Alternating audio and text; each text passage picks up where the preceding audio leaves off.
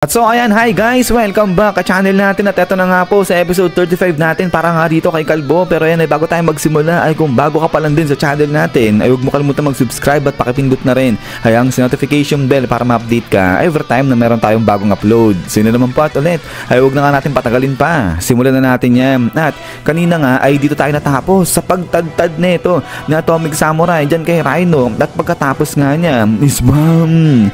Dito tuluyan ang sumabog itong si Rhino ngayon pagkatapos siyang tadtaran nito ni Atomic Samurai. So dito nagugulat yung mga halimaw, sabi nga nila tinapos niya agad ayan si Rhino.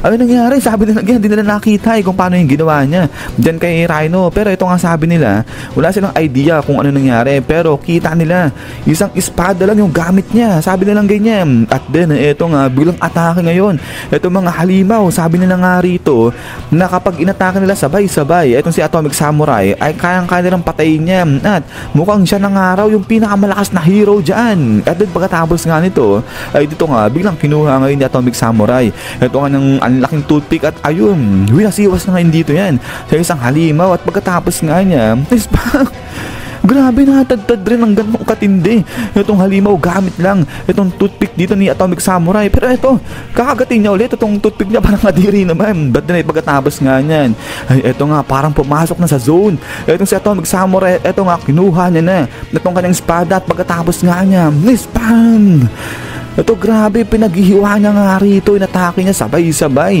yung mga halimaw dyan na sobrang bilis. At pagkatapos nga niya boom! So dito kala mo naging fireworks na itong mga halimaw natin. At eto nga, sobrang tindi ng pagkakatadtad sa kanila ito ni Atomic Samurai. Talsikan ngayon yung mga dugo nila dyan. At ito ngayon, habang umuulan na nga ng mga dugo dyan sa kanila mga body parts ng mga halimaw, na eto, tawa lang doon si Atomic Samurai. Sabi niya nga dyan, gusto niyong labanan itong espada ko? Parang ang continue naman, sabi niya ganyan. So dito ay namamang nga talaga yung support team natin sa nakita nila dyan kaya Atomic Samurai, kasi nga isang swing niya lang sobrang bilis, talo ka agad at tad-tad pa yung mga halimaw dyan. Ba't din pagkatapos nga niyan ay dito naman sa kabilang banda ay ayun, may mga halimaw pa sa harapan ni Atomic Samurai. Sabi niya nga dyan, ayan, mukhang marami pa kayo, sige ako na bahala sa inyo, sabi niya ganyan. Ba't din ay maya-maya pa yung mga halimaw sa harapan niya biglang mga nagsinginig. At pagkatapos nga niya boom! Lahat sila biglang namatay. At eto nga yan, si Flashy Flash yung may gawa niyan, binanatan niya ng ganong kabilis lang itong mga halimaw na to. So kaya nga dito nagugulat itong ninja natin, sabi niya nga dyan, eto si Flashy Flash sobrang bilis, di ko nakita, di ko alam kung ano nangyari, sabi niya ganyan. At then pagkatapos nga niyan ay eto nga biglang atake yung mga halimaw dito kay Flashy Flash. Pero balingin si Flashy Flash din sa mga kasamahan niya, sabi niya nga dyan, tapos na ang paglalaro, balik na sa trabaho, sabi niya ganyan. So wala siyang pakialam dyan sa mga halimaw na umatake sa kanya. At then pagkatapos nga niya is pang sige.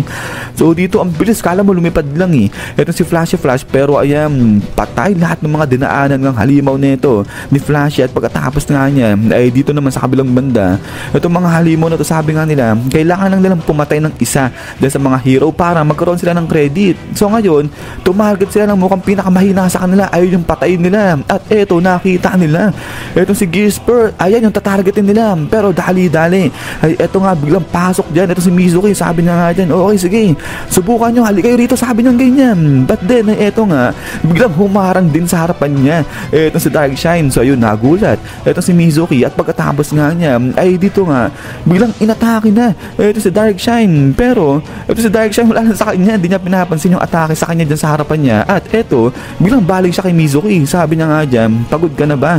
Magpahinga ka muna kasi kailangan niya ng muscle, sabi niya ganyan. Pero ito nag-aalala ito si Mizuki, sabi niya nga dyan kay Dark Shine, senpai sa harapan mo, inaatake ka, tumingin ka sa harap mo, sabi niya ganyan. But then pagkatapos nga niyan ito nagulat ito si Mizuki, napatahimik siya dahil biglang tumakbo nga ito si Dark Shine. At ayan, sinagasaan niya lang yung mga halimaw, pero ayun, patay yung mga halimaw nga dyan, iba nadudurog, iba nahahati sa pagtakbo lang nito ni Dark Shine. So kaya nga dito nagugulat ito si Mizuki, sabi niya nga dyan, nade-destroy yung mga halimaw once na dumikit lang sa katawan ng lalaki na to.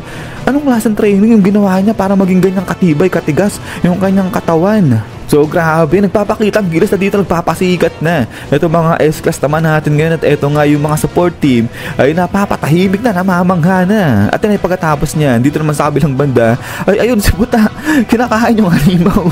So yun ay speechless lang sa may likuran niya eh. Ito si Seki nga, pero ito naman sa kabilang banda, ito si Puri Puri, ay biglang lumipad na nga rin siya dyan. At ito nga sabi niya dyan, boy sige, umatras muna kayo ng konti. Sabi niya ganyan, ba't din ito nga pak? Bigla siyang sinapak na ito nung halimaw pagkasabi niya na umatras muna ito mga lalaki ng konti. But then ito nga, biglang tingin lang ng masama itong si Puri Puri dyan sa halimaw, di siya tinablan. At yung pagkatapos nga niyan ay dito biglang nagliwanag na ito si Puri Puri at ayun, nagulat ngayon dito itong halimaw. At pagkatapos nga niya, bam bam bam, hala sige. So dito parang ang bibigat saka ang bilis ng mga suntok na binigay nga nito ni Puri Puri dyan sa halimaw. At after nga niya, boom. So dito ngayon nagmarka na naiwan yung mga bakas ng suntok ni Puri Puri dito sa halimaw. At eto nga, talsik ngayon yung halimaw. At pagkatapos niya, bam!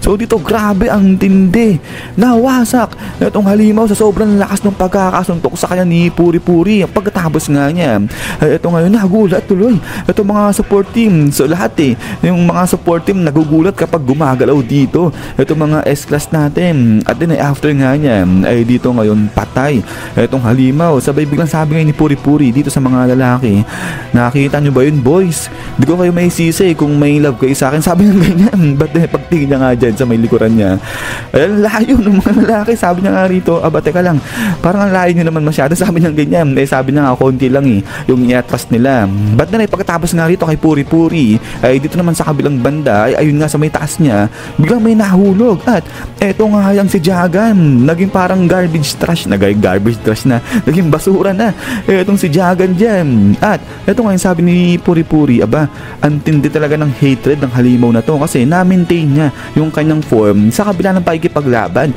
dyan kay Tatsumaki. Pero eto nga, bilang dating na etong si Tatsumaki, sabi niya nga dyan, ganun ba? At eto ngayon, bigla nang winasiwas ni Tatsumaki itong kanyang daliri at bigla na twist dito etong si Jagan. At pagkatapos nga niya, boom, ayun, naglaho na ng tuluyan etong si Jagan. Grabe, napakatindi na ito ni Tatsumaki. Talagang mismatch talagang overwhelmed ni Tatsumaki etong lakas nga dyan ni Jagan. At din pagkatapos nga niyan, ay dito naman sa kabilang banda, ay eto nga si Child Emperor, ay nahiwa niya na nga dyan itong camera ni Gyoro. Sabi niya nga dyan, huli ka ngayon, sabi niya ganyan. At eto, sabi nga ni Child Emperor na hindi niya nahahayaan na makakuha pa ng info etong sila Gyoro dyan. But then eto nga, ay sa kabilang banda, sabi nga dito ni Gyoro, okay na, sapat na yung mga nasaksihan niya, yung mga napanood niya sa napakikipaglaban nito ng mga S-class heroes at saka ng ibang mga heroes natin diyan sa kanilang mga alagad. So yung ginawa lang talagang alay ni Gyoro itong mga halimaw na pinadala niya dyan para matansya niya